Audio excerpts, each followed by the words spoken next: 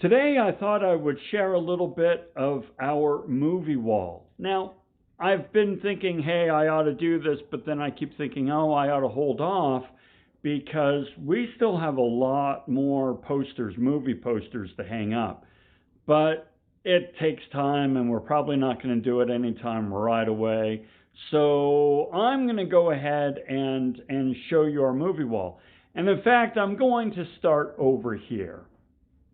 So my wife and I love movies. We really love movies. And this family room is kind of where we watch our movies. So we decided, all right, let's put up our favorite movies. So let me take you through some of them. Lord of the Rings, of course. Monty Python and the Holy Grail. Gotta love it. The Matrix. The Matrix should be required viewing for everyone. I'm just going to say it. Down here we have The Fifth Element. We're actually going to move that one up over here because we don't like where it is. But The Fifth Element, fantastic flick. Of course, Star Wars, Episode 4, New Hope, the first Star Wars, right? Gotta have it. This was a phenomenal, huge, just culturally pivotal movie for my wife and I when we were kids. So yeah, I was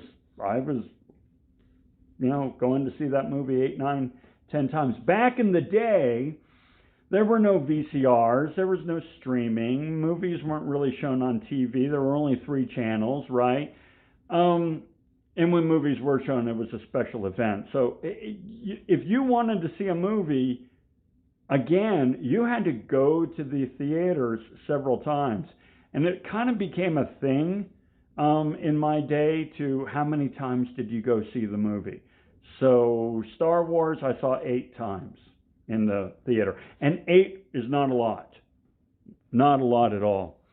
Okay, so let's come on over here. Now, as you see, I have some more movies, posters down there that we have yet to put up. The Bourne Identity, the whole Bourne series is massive for me. I adore the Bourne series. So we're going to put that up. We have Nightmare Before Christmas and, a whole bunch of others. But let's take a look at the ones that we have up. Okay, Alien. Oh, yeah, Alien. Like the best horror sci-fi ever, right? So then we have a Star Trek series here. Now, the first one is the new Star Trek, the Star Trek reboot. Then we have Star Trek II, Wrath of Khan, with Ricardo Montalban. That one's fantastic. And then we have Galaxy Quest. Now, you might say Galaxy Quest is not a Star Wars movie, but J.J. Abrams would disagree with you. J.J. Abrams calls Galaxy Quest the best Star Trek movie ever. Then we have some art. Okay, art, gotta have some art. Movie-focused art, gotta have that up. Okay, let's come on over here. So, Fiddler on the Roof. This movie is fantastic. And actually, it's a movie that my wife and I watched dozens and dozens of times, especially early in our marriage when we were not financially stable and we're still trying to, come to grips with growing up and so forth. And so the story of a poor man trying to make it through life was just really strong for us. Godzilla, the original Godzilla, Gojira. I'm a massive Godzilla fan, especially as a kid. I don't know that I I know I don't watch it nearly as much as I used to as a kid, but when I was growing up, Godzilla was everything. Blade Runner, yes. Blade Runner is a classic. Great example of a movie that was not appreciated in its time. It did not do well in the movie theaters. But now, today, we really understand what an incredible, classic film that is. All right, then we come on over here. All right, so what do we have? The Great Escape, fantastic movie. I'm realizing now that all the text is backwards. Maybe I'll be able to fix that by the time you guys are watching this, because it's mirror view. I absolutely adore The Great Escape. Fantastic movie. Blues Brothers. We're on a mission from God. Yeah, Blues Brothers, great. Over here, let's come on over here. I have, where is it? There we go. Life Aquatic with Steve Zissou. This is a Wes Anderson film. I love everything Wes Anderson. You either love Wes Anderson or you don't. And I'm one of those who love Wes Anderson. That said, I would not say that Life Aquatic was his best movie. I personally feel his best movie was The Royal Tenenbaums. He won an Oscar, actually, for the Grand Budapest Hotel. So the guy has been recognized by mainstream Hollywood since. But Life Aquatic has a special place in my heart because when I was a kid, and I mean this big, my life ambition was to become an oceanographer and to study with Jacques Cousteau. That's right. And I kid you not, I moved to France and learned French with the express purpose of one day I'm going to study with Jacques Cousteau, and if I'm going to study with him, I need to learn French. I mean, that's how serious I was about it. Well, obviously, it didn't pan out the way I had envisioned as a kid, but Life Aquatic really plays off of the whole Jacques Cousteau, phenomenon that was back in the 60s and 70s. So that's a special film for me. We have Thoroughly Modern Millie. This is a choice of my wife. She loves that film. And to be truthful, it's actually kind of a fun movie. And then finally, this is a piece of art that we got off of Etsy, right? With Fry and Leela from Back to the Future. No, Futurama. From Futurama, the cartoon series Futurama that was canceled like 3 or 4 times and moved to different networks and so on and so forth. Futurama really struggled to find its audience or to get the executives to understand what it was and how it worked. But it has a massively loyal fan base, myself and my family included. And this is Fry and Leela, of course, are the main protagonists, love interest. And it says here at the bottom, what do you say? You want to go around again?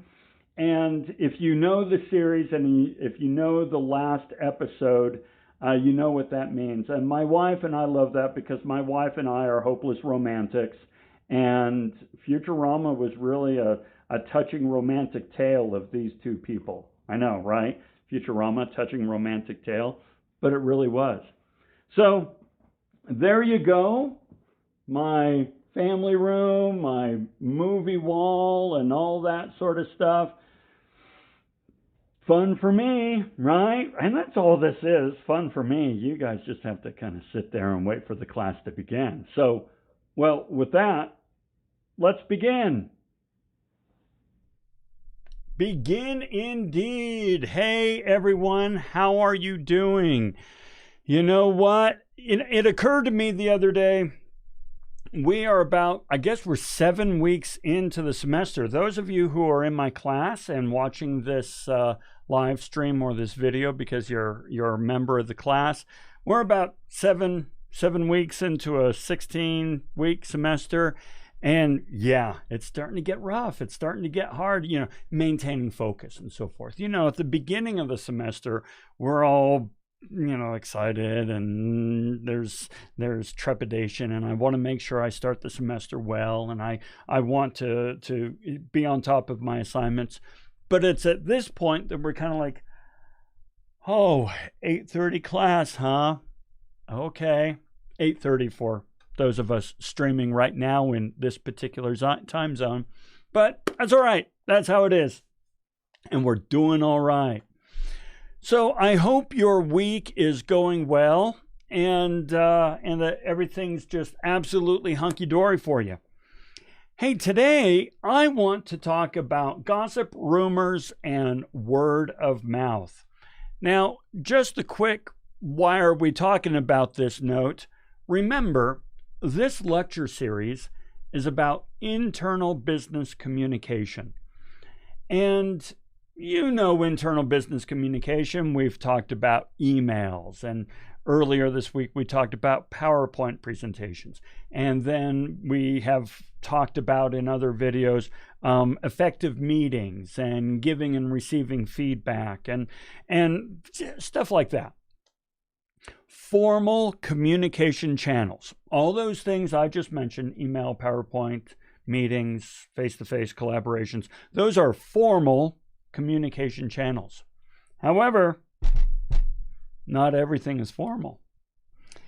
And in fact, I would argue that gossip, rumors, and word of mouth are probably some of the most important and least appreciated communication channels inside of an organization.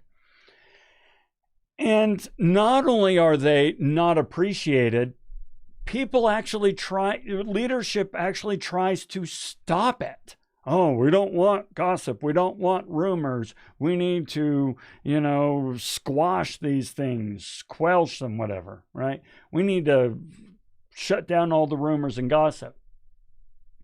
Not going to happen. Not going to happen. So today we're going to talk about what we should do instead. Okay, so to start out, what I'd like to do, there we go. And let's go ahead and get my highlighter all set. I want to first define these things. Okay, we got gossip, rumors, word of mouth. What do we mean? All right, let's define them so that we know what we're talking about. In terms of gossip, all right, a casual or unconstrained conversation about other people, typically involving details that are not confirmed as being true. Okay, this is just shooting the breeze, right? And by the way, Taylor, because you said you like Wes Anderson and brought up Grand Budapest Hotel, I'm putting you in there. Hey, so this is just shooting the breeze. This is everything, right? A casual conversation between folks just talking about stuff, right? And when it says not confirmed as being true, that doesn't mean it's a lie. It doesn't mean it's malicious. It doesn't mean that there's something insidious going on. We're just talking. We're just talking. When I talk about Wes Anderson and I say, when Wes Anderson, he hasn't been truly appreciated by, mainstream Hollywood for a while, but he won an Oscar at Grand Budapest Hotel. So that kind of shows some understanding of what he is and who he is. And Royal Tenenbaums was better than Steve Zissou, but that's gossip. I'm just chatting about things, right?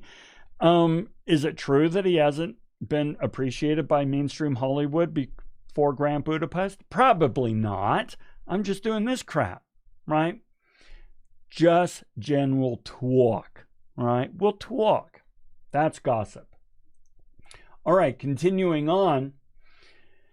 It's gossip that kind of starts to create rumors. Gossip trades in rumors. So what's a rumor?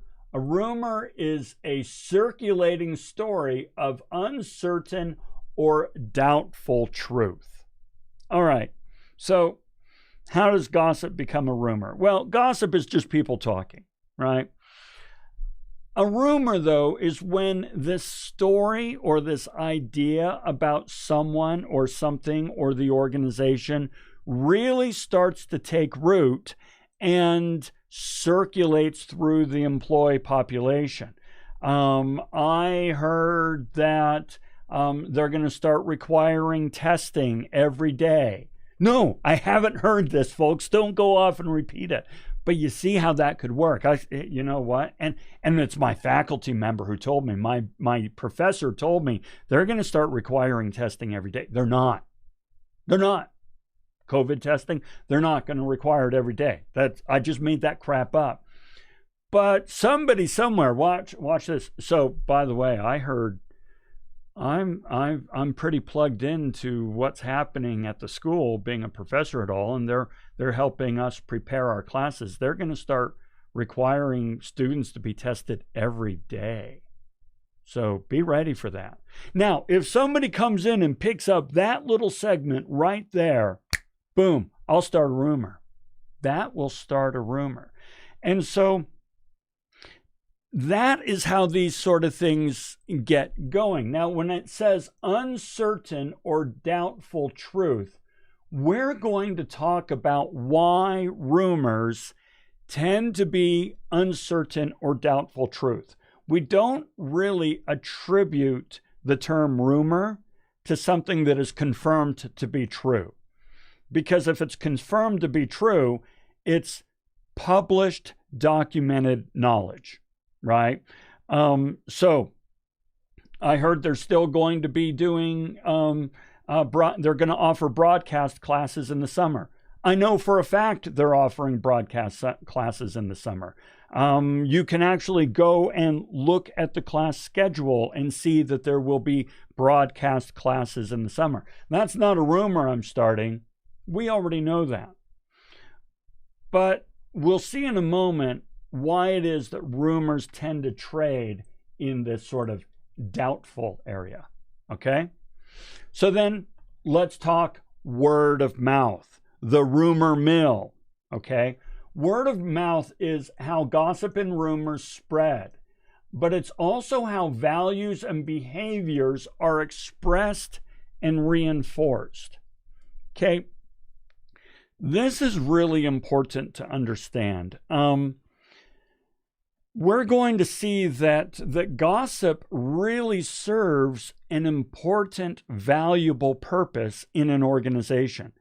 In fact, if you are really a leader who says, I want to end all gossip and rumors and word of mouth, you don't understand how these things are actually helping you a great deal. Okay? So the rumor mill or word of mouth is a fantastic tool for spreading both good and negative values. So it's kind of like fire we talked about in a previous lecture, or power. It's amoral. The word of mouth or the rumor mill is not in and of itself good or bad. It just depends on how it's being used. Okay? So those are our definitions. And we're going to work off of these going forward. But what I want to ask you is, why do you think we do this? We totally gossip, all right? All of us do it. And so why? There are, in fact, some really good reasons, not good as in good, hey, that's a good reason or positive for an organization. There are a lot of reasons why we gossip. So, as always, free flow the ideas, folks. Don't sit there and think, I wonder if I'm right or wrong. You know you're right. Go ahead and free flow the ideas. Why do you think we gossip? So let's go over to our question slide and let's play with this idea.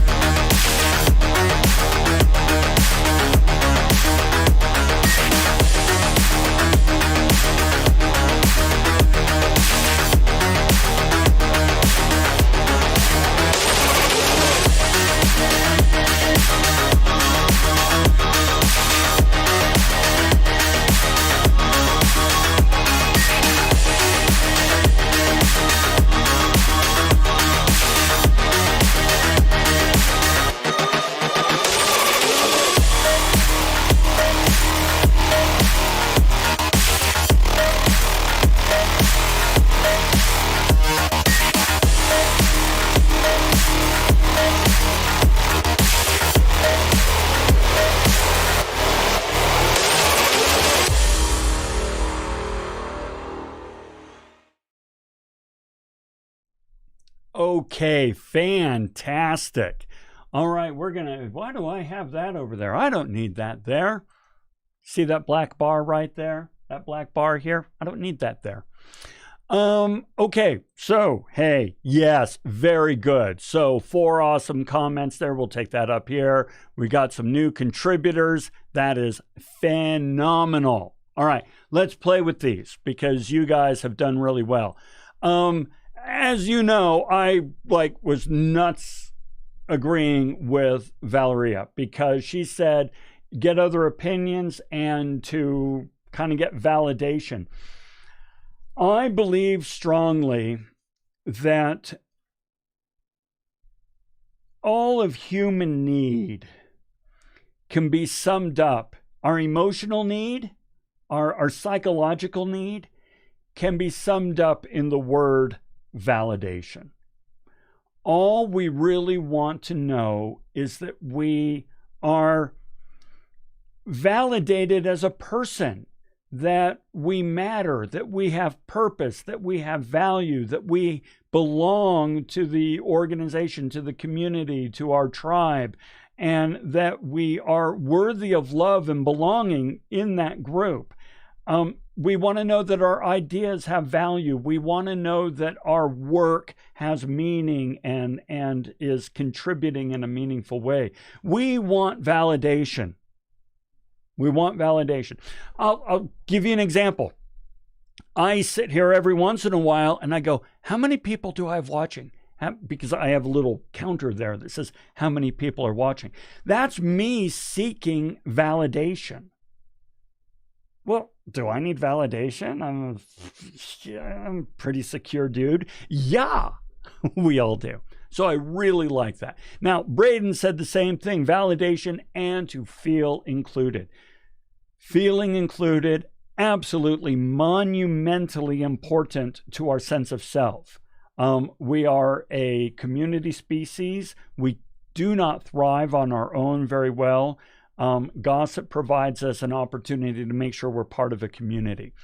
So Taylor said to find common ground with someone. Yeah, it's kind of this dance. And a lot of times gossip is kind of a dance to kind of see, where do you stand on something? Where do I stand on something? How can we kind of tease out and suss out where somebody else stands on a certain subject, topic, and find some common ground. And Taylor also points out somebody you may not have common ground with or that you're not sure about, right? Absolutely. So if I'm talking with somebody who I'm not sure, how do you personally feel about, what's happening at the college or minimum wage or the new policy coming out? And I kind of I value my relationship with you, and I don't want to just come out and say something like a Neanderthal and break that relationship. I want to kind of figure out where you stand so I can make sure I plug myself in a productive way. Very good. Very good. Okay, let's talk about what the research says. So coming over here, come on, there we go. First of all, we frickin' love to gossip. Oh my gosh, do we love to gossip, all right?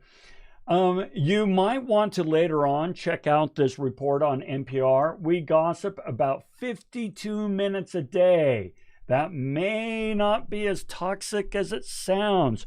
Gossip serves a purpose, all right? 52 minutes a day. So you spend an hour of your day gossiping, and then if you figure, well, okay, I'm gonna sleep for 8 hours or whatever, and I'm gonna shower and eating, and okay, so how much of your actual day is with other people? 14 hours. You spend an hour of those 14 hours gossiping. Check this out. Around 60% of the time spent in conversation with other people involves some form of gossip about social relationships or personal experiences. 60% of the conversations we have comes under the context, the heading of gossip. And remember, gossip is just shooting the breeze. It's just talk, right? And so it's not like there's this, like I say, malicious intent and there's an objective a purpose to it. We're just talking for a lot of the reasons that you guys talked about. I want to feel included. I want validation. I want to know that I'm part of the group. I want to kind of suss out where you stand on something so I don't step on toes and be ignorant, right? Let's keep going. So, part of it is about social grooming. I really love this term social grooming when it comes to gossip. Social grooming creates and maintains social bonds, allowing us to form larger groups. I like this because, you know, we talked in an earlier lecture about high context communication versus low context communication.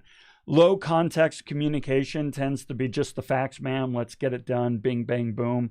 Whereas high context communication really likes to spend time social grooming. How's the family? How's this going? Hey, last time I spoke to you, this, that, and the other. That is totally gossip. And it's a way of us just kind of touching point. We are not computers. Okay, we are not computers. We are not robots. We do not process information as a binary set of zeros and ones, just analyzing data logically. We are emotional blobs of salt water and chemicals. All right, we are emotional. And we process information through relationships, through emotion, through our place in the community. And so this aspect of social grooming is really important, really important. You've probably heard some reports and so forth saying that folks during this pandemic have been kind of going through mental stress because, you know, they're working from home and so on and so forth. Well, that's also because they're missing that opportunity for social grooming, right? Okay, let's continue on.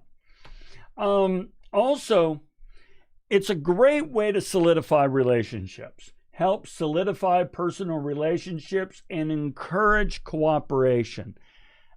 When in the workplace, especially, folks, we're going to be called upon to cooperate with others and to work together to solve problems. And of course, you guys are in teams for this course, and you're being called upon to collaborate and work together for a common business purpose. You don't just do that by getting together and talking about the facts in this binary robotic way. You do that by building and maintaining and solidifying and massaging these relationships. And it's when you gossip and make yourself a little vulnerable to others and then respect the vulnerability of others that trust comes about. And when you can trust one another, then you can work together. If you don't trust the other person, ain't no way in hell you're working well together. Okay? So gossip allows us, and Taylor, this kind of goes to what you were saying, to find common ground with somebody you may not normally agree with.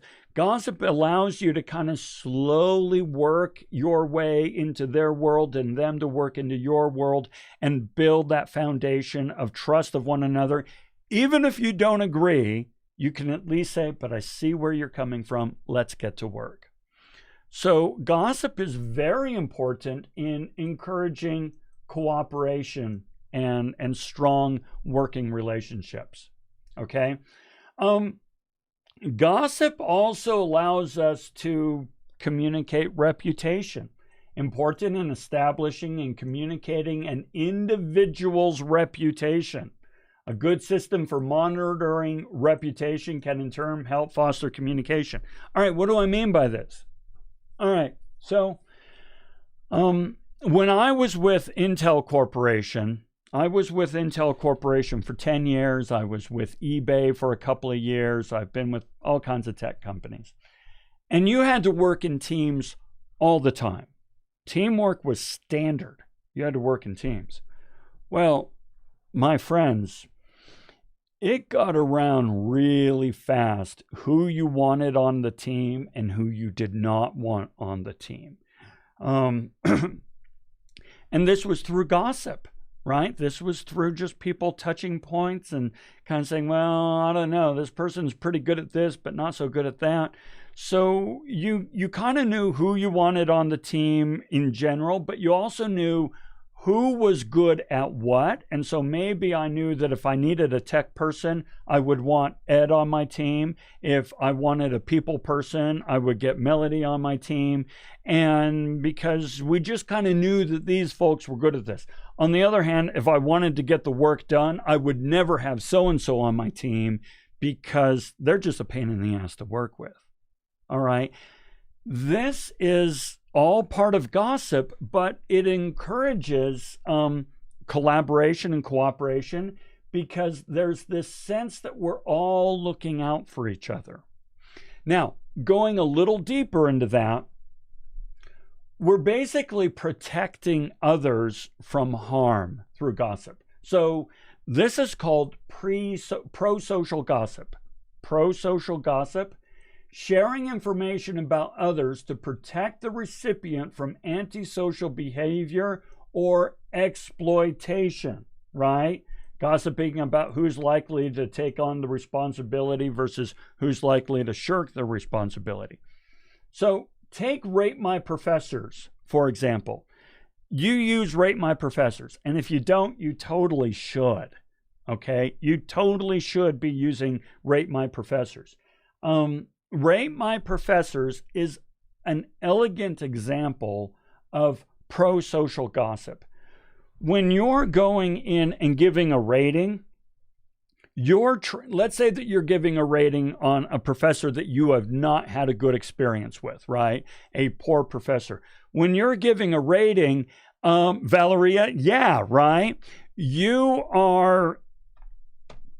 I'm giving you a awesome comment there.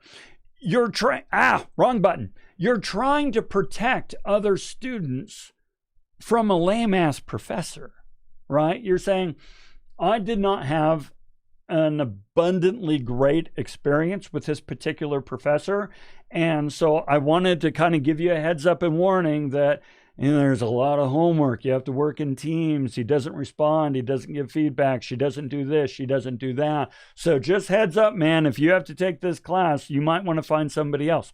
That is pro-social gossip.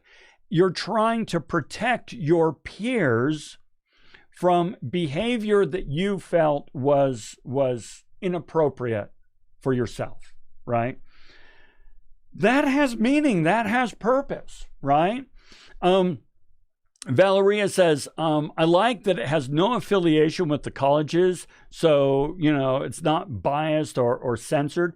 Yeah, it's not. Now, by the way, just so you know, folks, a professor actually can stack it, right? So telling you as a professor, I've never done any of this. I want to be really clear. I like Rate My Professor. I feel that it is a valuable tool. I want it to run organically for me. But professors can actually write into it and say, I want that review removed. It's unfair. It didn't express it right. The student is cantankerous and has an axe to grind and so on and so forth. They can do it. And we're going to talk about this in a moment with other rating things, right? And then you can stack the ratings, right? You can offer your students, hey, extra credit if you go in and give me a good review. And so when I see a professor who has like 50 reviews and they're all 5s, bullshit. Yeah, no, it's been stacked. So, but the point is, that's an example. And I believe in Rate My Professor. You should totally use it. A lot of professors don't like it, but it's like, well, too bad. Too bad. All right. So let's talk about that for a moment, right? Why does something like Rate My Professor or stars and so forth work so well? Here's an interesting thing about gossip and rumors and word of mouth. And this I find so fascinating. It's also often perceived as being more credible than formal communication channels. Okay? More credible. So when I buy stuff on Amazon all the frickin' time, right? I buy stuff and yeah, I'm looking at the stars and I'm looking at the reviews and so forth. And I treat this as credible data, credible information. But my friends, it is not. Even though I treat it like that, right? Just because I'm aware of a psychological mechanism doesn't mean that I'm immune to that psychological mechanism, okay? So there's this comic that I really like from the New Yorker, right? Down here it says, on the internet, nobody knows you're a dog, okay? What does that mean? Well, it means that, you know, we're saying that these star ratings that we have are credible. They're not credible. Let me tell you how that works. Let's first of all understand that there are a lot of companies out there who their job is to load up reviews with positive reviews, or companies whose job is to load up reviews with negative reviews for competitors and so forth. This happens all the time. Furthermore, let's assume for a moment that the person leaving a review is a real human being who's used the product. Well, you're assuming that this person has the same values and expectations that you do when they read the review. So, for example, let's take Rate My Professors, all right? Let's say that you really like these sort of lectures that we're doing. You like them a lot, this broadcast, the chat, and you like the way I do gamification and so forth. To somebody else, that is bullcrap. How dare this guy try to slough off a YouTube live stream as a class that I should pay for? That's baloney, right? Now, those are both perfectly valid points of view. Perfectly valid. And yet, when we read a review, we don't know what point of view they necessarily came from.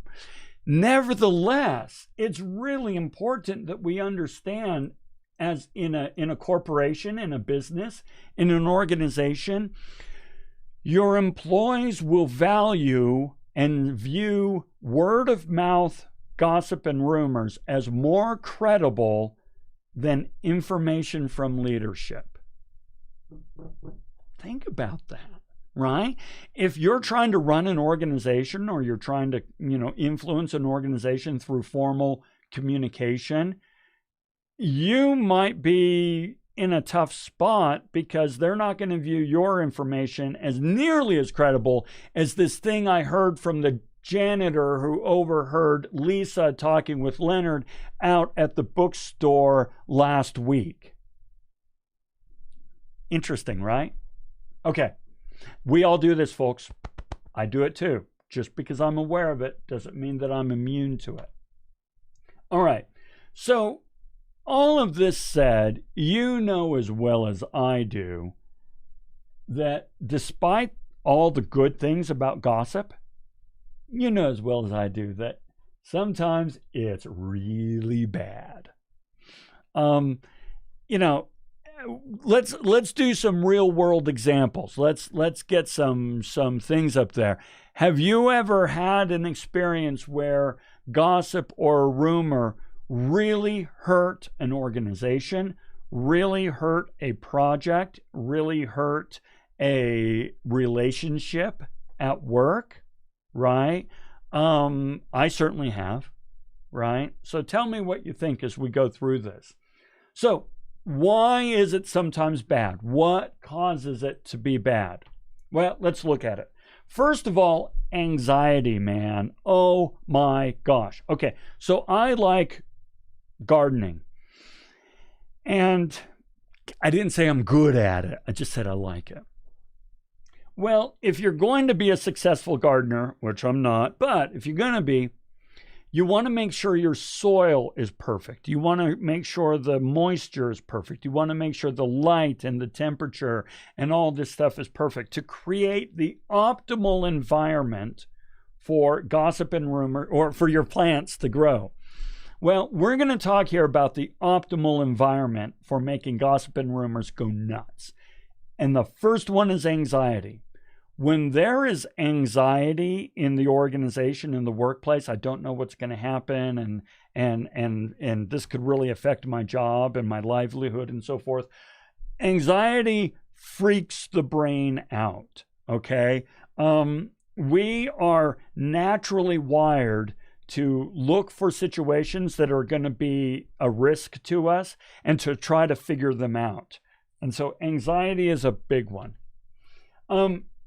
Next one is lack of trust with leadership. If you do not trust your leadership, you will not listen to them. Because I trust Margaret a lot more than I trust the leaders. And Margaret told me that she heard from Eric that this is going to happen. And I trust Margaret. You see what I mean?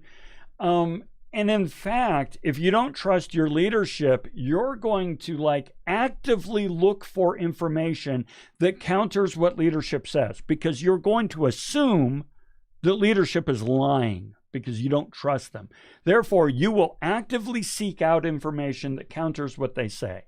Oh my gosh, how can you get a better situation for rumors to go nuts, right? Taylor says, I found that this year, especially when we dealt with the rumor mill a lot at work, because everyone was stressed about the virus and had no trust of our leaders. Okay?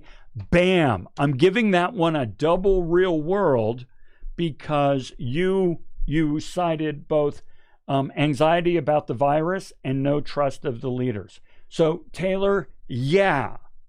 That is a perfect example of where rumors will go nuts because those environmental conditions are in place. Nice. Okay, let's keep going here. What else? Lack of information. All right. I believe strongly that, there's a saying in physics that nature abhors a void. Meaning that in nature, there is no void. If there's ever a void, nature will fill it, right? Because it just pressure sucks. There is no sucking. I'm not going to get into physics right now, so I'm going to use the word suck. It sucks things into the void. The pressure on the outside of the void pushes into the void to fill the void. Nature abhors a void. Well, information is the same way, right? If there's a lack of information, a void of information, we will fill that void come hell or high water. And if we need to, we will make crap up to fill it. All right. So if leadership isn't telling us squat because, we'll let you know when it's the right time. And yeah. If leadership isn't telling us stuff, we will make stuff up to fill that lack of information. Okay? So, a lack of transparency, really, really, really bad. All right. So, help to establish yourself in an in-group. All right, here's the thing, folks. Everybody wants to belong in an organization. You guys did a really good job of pointing this out earlier. We all want to belong. We all want to have a place. And as you know from a previous lecture, expert power is very powerful. If you can be perceived as an expert in something, your power in the organization, your ability to influence that organization goes up because you're an expert.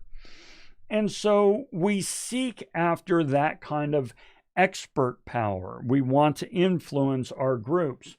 And so we kind of like to be the one that is the go-to person on a rumor. So if I don't know, I'm trying to think of a rumor I've heard. I don't know. Trying to think of a rumor.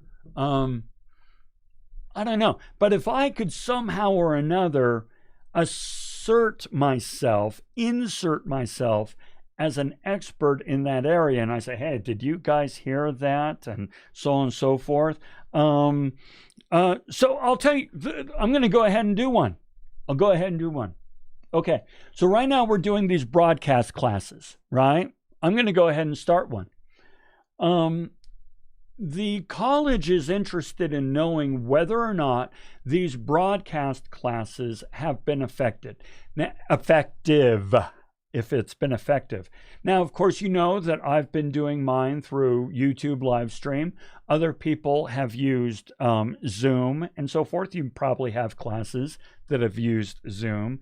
The college wants to know whether or not these have been effective because some people, myself included, really want to continue to use this as a medium, a modality by which we can deliver classes in the future, because eventually this pandemic will be over. It'll be over one day.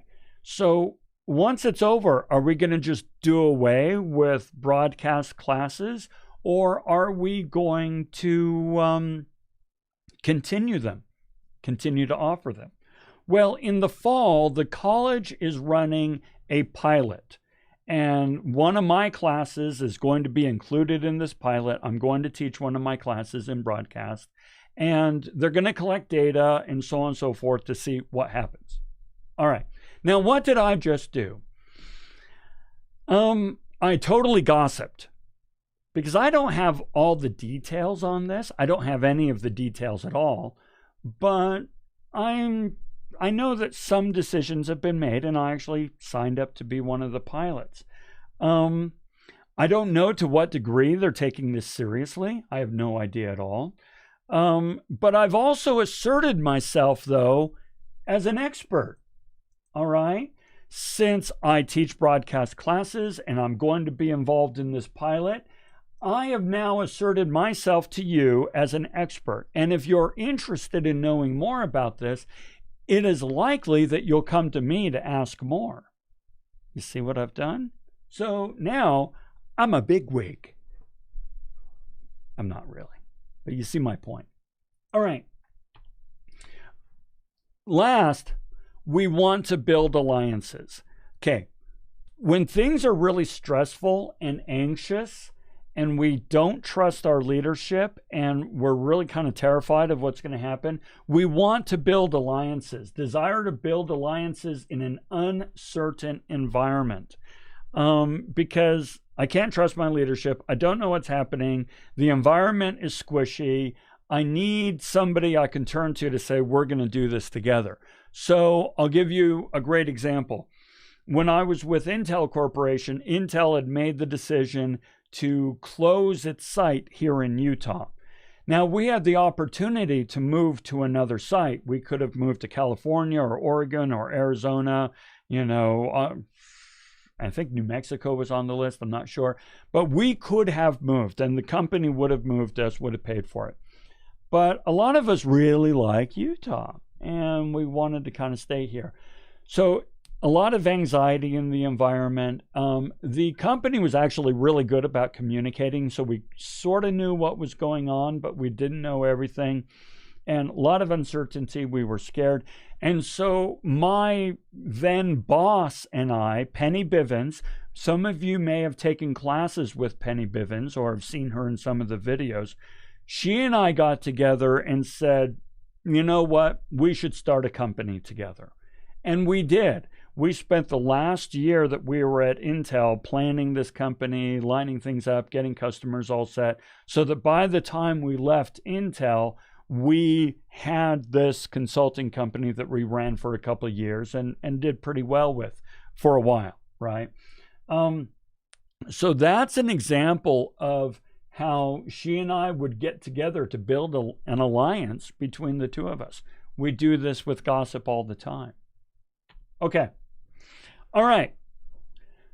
What we want to then talk about is how to reduce undesirable rumors. One day, you folks will all be leaders in your organization. I know it's hard to conceptualize right now. I get it. You're just at the beginning of your career. You're just starting college or returning after a long time away. And so it might be difficult for you. I'm looking for my mouse. There's my mouse. It might be difficult for you to conceive that one day you will be a leader in an organization. But trust me, you will be. And when you are, you're going to have to deal with this crap, right? You're going to have to figure out, how do I mitigate for the risks and harm that bad rumors can cause, while at the same time not shutting them down, because I don't want to lose the good aspects. All right, so let's talk about how you're going to do that. First of all, when you deliver information, provide your people with a timetable of when you're going to provide updates. All right, I mentioned earlier that a lack of information abhors a void, and we will fill that void with crap if we need to, right? We also want to know, when are we going to learn more? If you tell me that you're going to if you're going to give me an update about these uncertain times every 2 weeks, I know I can expect more information in 2 weeks. And so I'm less likely to go running off looking for more information to fill the void when I know that there's more coming on a regular schedule from a trusted source. Next one, you want to be a part of the conversation. You don't want to. Here's the problem. Leadership tries to squash rumors. They say, no more rumors, don't gossip, no rumors, don't do it. And then they walk away as though anybody's listening to that crap, right? You don't want to do that. You want to be a part of the conversation. Don't try to eliminate or control the message. Seek instead to be a trusted member of the dialogue, okay? You want to be a part of the conversation. So, for instance, I won't go into details because it's too long for now and so on and so forth, but in my lecture class yesterday, I wanted to get some more information from my students about their study habits. I suspected that the students were skipping videos, skipping readings, and so on and so forth. And so I said, hey, listen, in my class that I take a class, and I pulled up my class on Canvas up on the screen. I said, I have this assignment due tomorrow. Here are the videos that I'm supposed to watch for this assignment. As I look at these videos, I look at this one and I think, I don't know that I need that video. I think I've already got all the information I need to do the assignment.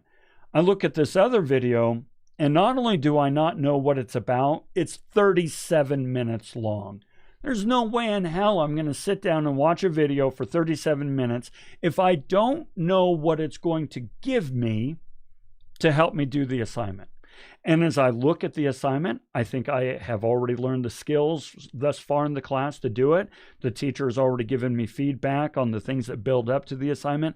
I feel I have everything I need to do this assignment without watching the videos and without doing the reading, and so that's what I'm going to do. And by the way, that is what I did. I did. And I said, do you guys do that? And they're like, yeah, we do that. Okay, I'll give you an example right now, folks. There's 7 of you in attendance. 7. Well, there's twice as many people in the class as 7. Why aren't they here? They're not here because you probably realize that part of this video is already online, and you probably realize that this isn't going to be on the test immediately, right? So why do it? The point of that is that I did not come out as a leader and say, are you guys doing the reading? Are you watching the videos? Because then they'll go, yeah, No, because I'm not a trusted member of that conversation. I am not let's get back over here. If I just come out and say, are you doing the reading? Are you watching the videos? I'm not welcome in that conversation. But if I say, as a student, this is what I do, are you guys doing that as well? Yes, you are. Okay, now I know for future classes how to line up the assignments and the material better. You see? Okay, I hope that made sense. You want to be a trusted member of the conversation. You don't want to be the person they're trying to hide information from. Okay.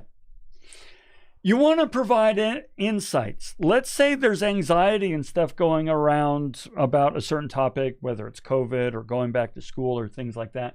You want to explain decisions and behaviors that may seem inconsistent or secretive with data.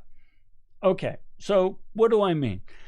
Let's say that it doesn't look to me like what you're saying is lining up with what you're doing, dear leadership. So for example, if I look at Salt Lake Community College and they say safety first, safety first, safety first, but we're still doing lecture classes, I'm like, hold on, that doesn't seem to be consistent. You know that we're risking spreading COVID by having lecture classes, and you say safety is paramount, but then when you then say we're going to have lecture classes. What? Well, Slick provides information. I had to ask for it, but they did. You know, I look at the data. I look at what they're considering. They give me insights into the discussions that they're having behind closed doors. And they help me see the struggles and the challenges that they're facing as an institution. Okay, now I get it, right? So by providing those insights, I was able to line up behavior that I perceived as inconsistent. And you want to do that as a leader. All right. You also want to present all sides. Don't try to spin this crap and tell everybody that everything's fluffy and wonderful and marvelous. They're not idiots. Present all the sides. Give the best case scenario, give the worst case scenario, give the more likely scenarios. And openly discuss fears. Don't tell them, don't be afraid. Oh my gosh, there's no better way to make somebody freak out than to tell them don't freak out, okay? You really want to be open and honest about all the things that could possibly happen. So don't try to hide that stuff, okay? And folks, there you go, okay? There you go.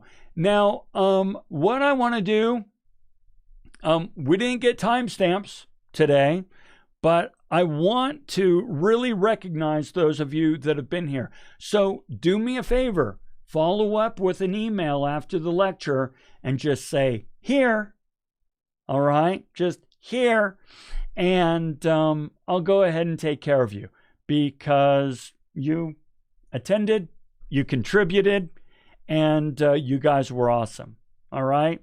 So remember, I'll go ahead and do, that was a wrong button, wrong screen.